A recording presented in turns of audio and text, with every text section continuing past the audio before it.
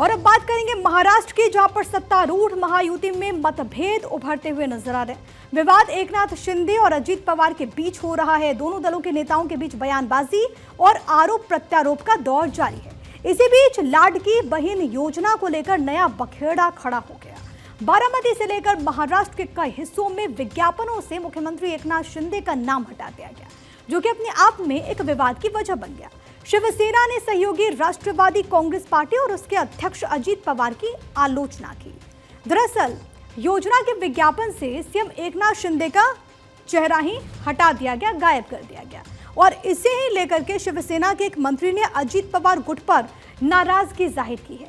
खबर यह है कि योजना का क्रेडिट लेने की होड़ को देखते हुए देवेंद्र फडणवीस ने इसका बचाव किया है। ये भी जानकारी निकल करके सामने आई।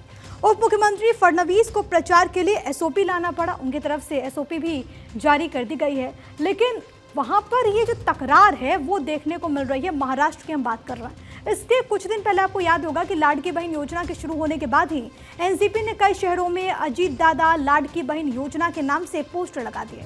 इसके बाद बारामती में भी ऐसे पोस्टर्स लगे जिसमें अजीत पवार का नाम ही नहीं था, जिस पर सियासत भी तेज हुई। फिर जब कैबिनेट की मीटिंग हुई तो शिवसेना मंत्री शंभूराज देसाई ने एनसीपी को घेरते हुए पूछा कि आखिर पोस्टर से सीएम का नाम क्यों गायब हुआ। देसाई ने कहा कि जब उनकी पार्टी प्रचार करती है तो उसमें दोनों उप मुख्यमंत्रियों के नाम होते हैं, लेकिन जब एनसीपी की बारी आई तो उन्होंने सीएम शब्द ही हटा दिया।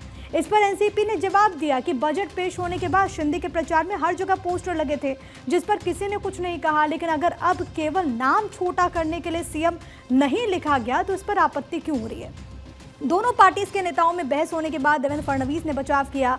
फडणवीस इस योजना के प्रचार के लिए एसओपी जारी करने का प्रस्ताव लाए। अब पूरे राज्य में एक तरह के विज्ञापन चलेंगे, ये फैसला महाराष्ट्र में लिया गया।